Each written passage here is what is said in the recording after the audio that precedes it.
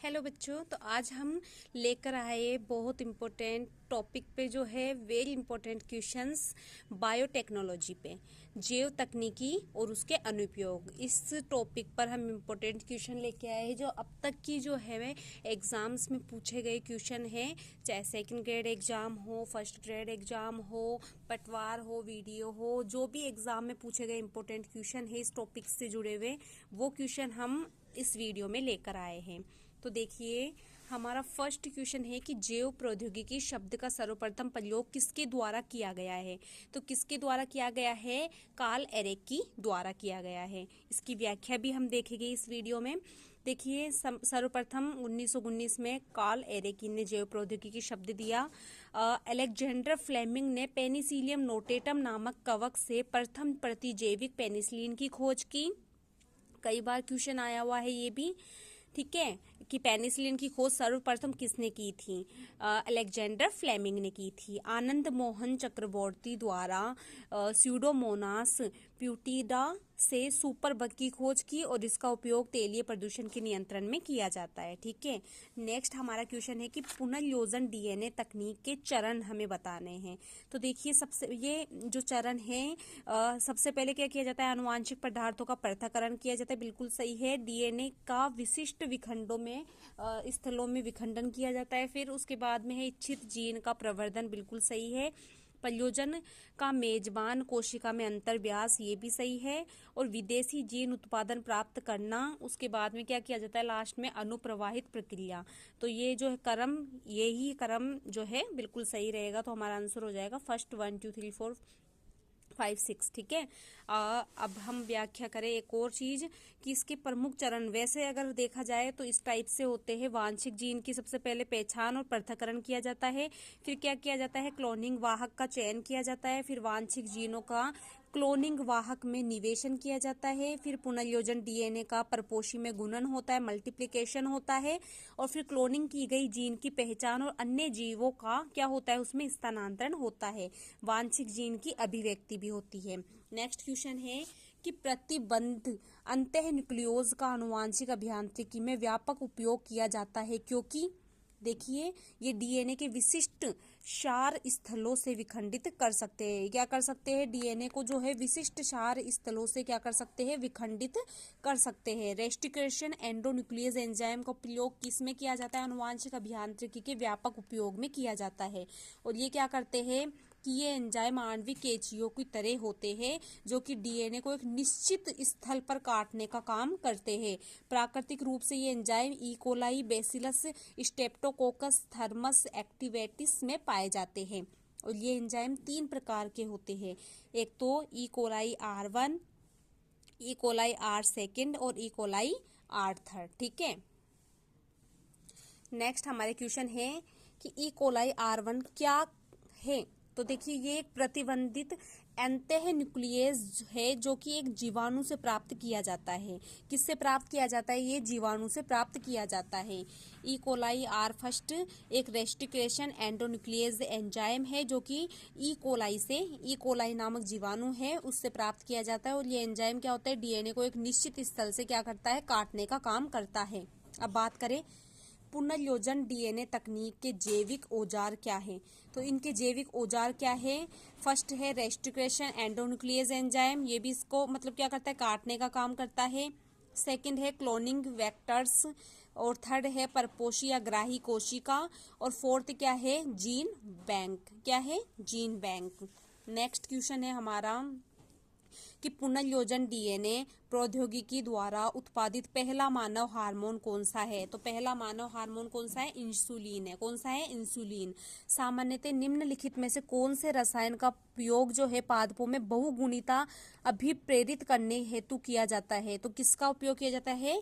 Colchicine के द्वारा जो है क्या किया जाता है? बहुगुणिता अभिप्रेरित करने का काम किया जाता है। किसके द्वारा? कोल्चिसिन के द्वारा। कोल्चिसिन क्या होता है? एक एल्केलॉइड होता है जिसे कॉल्ची कोल्चिकम ऑटमनेल लिलिएसी से प्राप्त किया जाता है और इसका प्रयोग किसमें किया जाता है? कृत्रिम रूप से बहुगुणिता को प्रेरित करने में इसका प्रयोग किया जाता है। अब हम बात करें निम्नलिखित में से कौन सा जो है सूक्ष्मजीवी पीसीआर तकनीकी द्वारा डीएनए प्रवर्धन में प्रयुक्त मुख्य किण्वन का स्रोत है? तो कौन है? Thermos aquaticus. कौन है? Thermos aquaticus. इसकी व्याख्या देख लेते हैं हम कि पीसीआर तकनीकी में एक ताप स्थिर डीएनए पॉलीमरेज क्या होता है, उसकी आवश्यकता होती है। डीएनए पॉलीमरेज की आवश्यकता होती है जो थर्मस एक्वाइटिस नामक जीवाणु से प्राप्त होता है। और पीसीआर की खोज किसने की थी? केरी मुलिस ने 1989 में की थी। ये क्वेश्चन पूछा गया है कि पीसीआर की खोज किसने की थी? केरी मुलिस ने की थी। किसने की थी? केरी मुलिस ने की थी। अब नेक्स्ट क्वेश्चन है कि कौन सा डीएनए क्लोनिंग के लिए अभिष्ट नहीं है? तो कौन सा नहीं है डीएनए क्लोनिंग के लिए अभिष्ट? मिथाइलेजेज। कौन सा नहीं है? मिथाइलेजेज नहीं है। तो डीएनए क्लोनिंग के लिए क्या क्या इंपॉर्टेंट है? आवश्यकता किस किस की होती है? रेस्टिकेशन एंडोन्यूक्लियस की आवश्यकता होती है, डीएनए लाइगेज की आवश्यकता होती है, इसमें वाहक की आवश्यकता होती है। वाहक में कौन कौन है? जैसे प्लाज्मिड है, जीवाणु भोजी है और कोस्मिड है, इन सब की आवश्यकता होती है। डीएनए लाइगेज क्या होता है? डीएनए टुकड़ों को जोड़ने का काम कौन करता है? डीएनए लाइगेज करता है। और रेस्टिकेशन एंडोन्यूक्लियस क्या करता है? डीएनए को एक निश्चित स्थान पर काटने का काम करता है। नेक्स्ट है कि डीएनए के विशिष्ट जीन खंड के किण्वन आधारित प्रवर्धन के लिए कौन सी विधि सर्वाधिक उपयुक्त है? पॉलीमरेज चेन अभिक्रिया, ये जो है सर्वाधिक उपयुक्त विधि है। किसके लिए? कि डीएनए के विशिष्ट जीन खंड में किण्वन के लिए। ठीक है, अब इसकी व्याख्या देख लेते हैं कि पॉलीमरेज श्रृंखला अभिक्रिया पीसीआर एक पूर्णतः स्वचालित और शक्तिशाली विधि है जो कि जीन के केवल एक प्रति से केवल घंटों में अरबों प्रतियां उत्पादित कर सकती है। पीसीआर क्या करती है? डीएनए की प्रतियां रेप्लिकेशन करने का काम करती है। और पीसीआर की खोज केरी मुलिस ने 1989 में की थी। पीसीआर के निम्नलिखित में से मतलब निम्न आवश्यकताएं होती है, जैसे कि जिस खंड का आवर्धन करना है उससे युक्त डीएनए विरचन, लगभग 20 न्यूक्लियोटाइड प्राइमर, 4 डिऑक्सी न्यूक्लियोटाइड के ट्राइफास्फेट, डीटीटीपी, डीसीटीपी, डीएटीपी और डीजीटीपी, एक उच्च ताप स्थिर डीएनए पॉलीमरेज। ये इसके क्या होते हैं? 4 आवश्यकताएं होती है। अब हम बात करें नेक्स्ट क्वेश्चन की कि स्व प्रतिकृतियन में सक्षम छोटे वृत्ताकार डीएनए अणु कहलाते हैं। तो क्या कहलाते? प्लाज्मिड कहलाते हैं। तो प्लाज्मिड क्या होते हैं? कि जीवाणुवीय क्रोमोसोम से भिन्न वलयाकार स्व प्रतिकृतियन में सक्षम डीएनए अणु क्या होते हैं? प्लाज्मिड होते हैं। और इसकी विशेषताएं कैसी होती है? देखिए, ये जीवाणु कोशिकाओं में डीएनए के अतिरिक्त पाए जाते हैं। यह वृत्ताकार, द्विरज्जु की और सर्पिलाकार होते हैं। ये अपनी पुनरावृत्ति करने के लिए स्वतंत्र होते हैं, यानी कि रेप्लिकेशन करने के लिए स्वतंत्र होते हैं। और ये जीवाणु की वृद्धि और उससे जीवित रहने के लिए आवश्यक नहीं है। इसमें चिन्हित स्थल स्थित होते हैं, विशिष्ट प्रतिबंध स्थल होते हैं जहां वांछित जीन का निवेश करवाया जाता है। नोट क्या है कि सबसे ज्यादा प्रयोग में लिए जाने वाला प्लाज्मिड कौन सा होता है? PBR 3222 है। ठीक है, जिसमें 2 चिन्हित स्थल होते हैं। कौन कौन से होते हैं? एक तो टेटा और एक AMPR यानी टेट्रासाइक्लिन प्रतिरोधी और एक एम्पिसिलिन प्रतिरोधी। ये 2 चिन्हित स्थल किसमें पाए जाते हैं? इसके अंतर्गत पाए जाते हैं। अब बात करें नेक्स्ट क्वेश्चन के आनुवांशिक इंजीनियरिंग में प्रयुक्त टीआई प्लाज्मिड को प्राप्त करते हैं किसके द्वारा? एग्रोबैक्टीरियम ट्यूमिफेशियंस के द्वारा प्राप्त किया जाता है। इसकी व्याख्या देखें तो आनुवांशिक अभियांत्रिकी में प्रयुक्त टीआई प्लाज्मिड को जीवाणु एग्रोबैक्टीरियम ट्यूमिफेशियंस से प्राप्त किया जाता है। किससे? ट्यूमिफेशियंस, एग्रोबैक्टीरियम ट्यूमिफेशियंस से प्राप्त किया जाता है। नेक्स्ट क्वेश्चन है कि पॉलीमरेज श्रृंखला अभिक्रिया व रेस्टिकेशन फ्रेगमेंट लेंथ पॉलीमॉर्फिज्म विधियां है। कौन सी है? आनुवांशिक फिंगरप्रिंटिंग के लिए। देखिए, इसकी व्याख्या है कि पीसीआर, RF, LP और डीएनए फिंगरप्रिंटिंग के लिए मुख्य विधियां है। ठीक है, पीसीआर की खोज केरी मुलिस ने 1989 में की थी। डीएनए फिंगरप्रिंटिंग की खोज अलेक जेफ्रिक ने की थी। किसने की थी? अलेक जेफ्रिक ने की थी।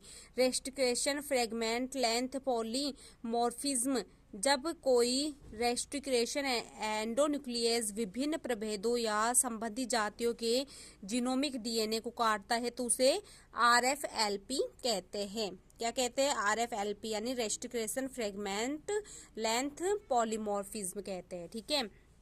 अब हम बात करें वायरस प्रविष्टि के द्वारा अनुलेखन कारक का निष्क्रियकरण जो एक स्थायी प्रकार की कोशिका को दूसरे प्रकार में परिवर्तित कर सकता है, क्या कहलाता है? ट्रांसडिफरेंशिएसिस। ठीक है।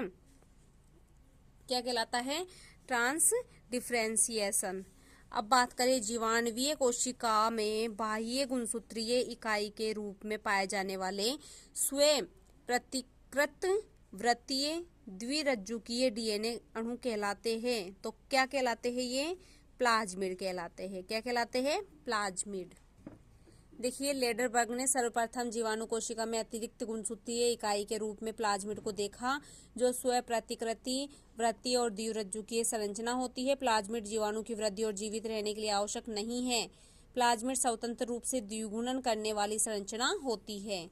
नेक्स्ट क्वेश्चन है कि जेल इलेक्ट्रोफोरेसिस द्वारा पृथक्कृत डीएनए के खंडों को एथिडियम ब्रोमाइड द्वारा अभिरंजित करके यूवी विकिरण में अवलोकन करने पर ये डीएनए खंड दिखाई देते हैं। कैसे दिखाई देते हैं? चमकीले नारंगी रंग के। कैसे दिखाई देते हैं? चमकीले नारंगी रंग के दिखाई देते हैं। देखिए, इसकी व्याख्या देख ले।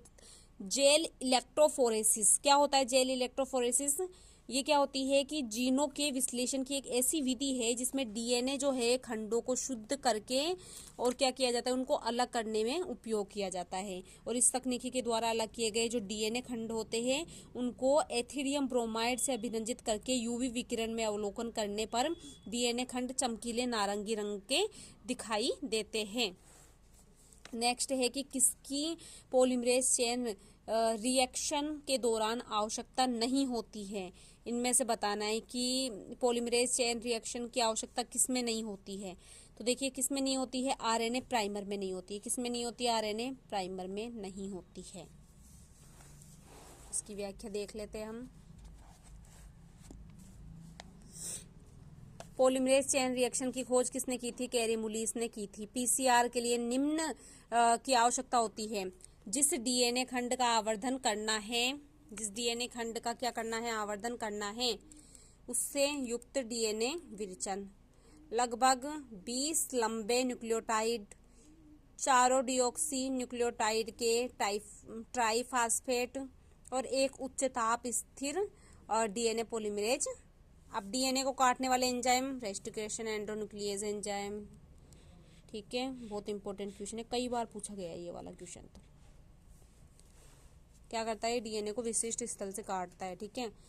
इसको क्या कहते हैं? मतलब एक आणविक कैंची के तरह ये क्या करता है? काम करता है। और ये जो है एंजाइम ई कोलाई थर्मस एक्टिवेटिस एवेक्टिस से जो है प्राकृतिक रूप से पाए जाते हैं। और रेस्ट्रिक्शन एंडोन्यूक्लियस एंजाइम की खोज वर्नर ऑर्बर और हैमिल्टन ओ स्मिथ ने की थी। किसने की थी? वर्नर ऑर्बर और हैमिल्टन ओ स्मिथ ने की थी।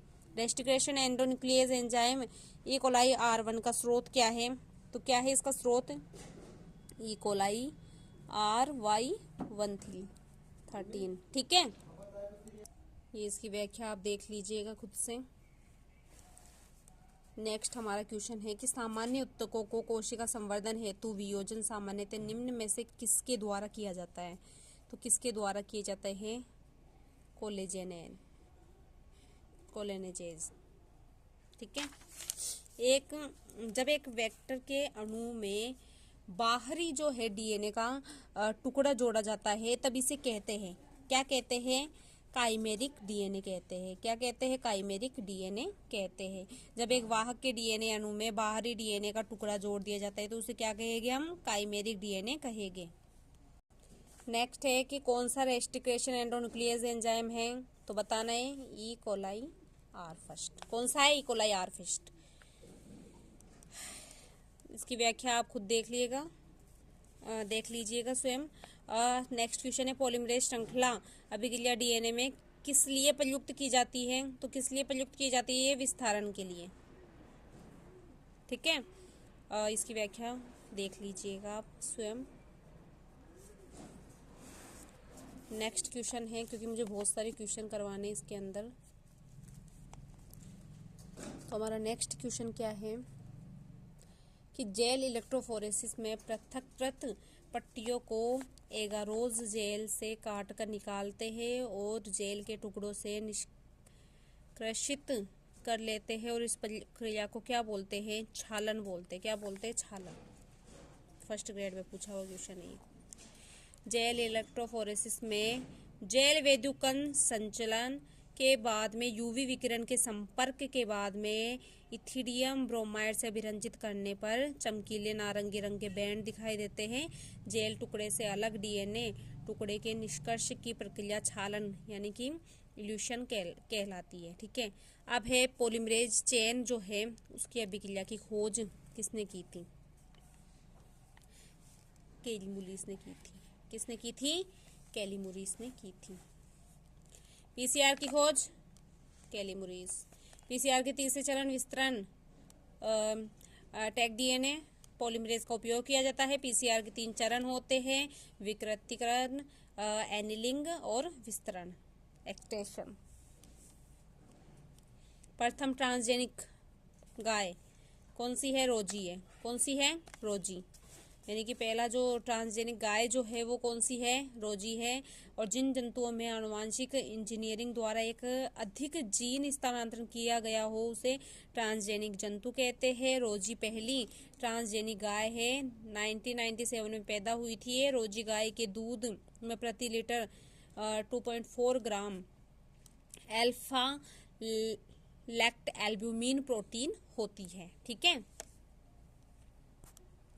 नेक्स्ट क्वेश्चन है, कोशिका भित्ति रहित कोशिका कहलाती है। कोशिका भित्ति रहित कोशिका क्या कहलाती है? प्रोटोप्लास्ट कहलाती है। क्या कहलाती है? प्रोटोप्लास्ट कहलाती है। कोशिका भित्ति को हटाने के बाद में प्लाज्मा कला से आश्रित इकाई प्रोटोप्लास्ट कहलाती है। अब बात करें, प्ररोह शीर्ष संवर्धन की तकनीक विकसित की गई मोरेल और मार्टिन के द्वारा। किसके द्वारा? मोरेल और मार्टिन के द्वारा की गई थी। ठीक है। नेक्स्ट क्वेश्चन है, डीएनए को देखने के लिए डीएनए को अभिरंजित किया जाता है। किसके द्वारा अभिरंजित किया जाता है? इथिडियम ब्रोमाइड के बाद में पराबैंगनी प्रकाश की दीप्ति के द्वारा। ये इथिडियम ब्रोमाइड के बाद में पराबैंगनी प्रकाश की दीप्ति के द्वारा किया जाता है। अब है गोल्डन राइस किस विटामिन के पुरोगामी से भरपूर होती है? तो किसके? विटामिन ए के। गोल्डन राइस विटामिन ए की बहुलता वाली ट्रांसजेनिक फसल है जिसमें चावल के दानों का रंग सुनहरा होता है। ठीक है। आज की वीडियो में 30 क्वेश्चन ही है। नेक्स्ट वीडियो नेक्स्ट क्वेश्चन के साथ में आएंगे। जब तक के लिए धन्यवाद। Thank you and like share करना ना भूलिएगा। अगर आपको वीडियो पसंद आए तो please support. Thank you so much.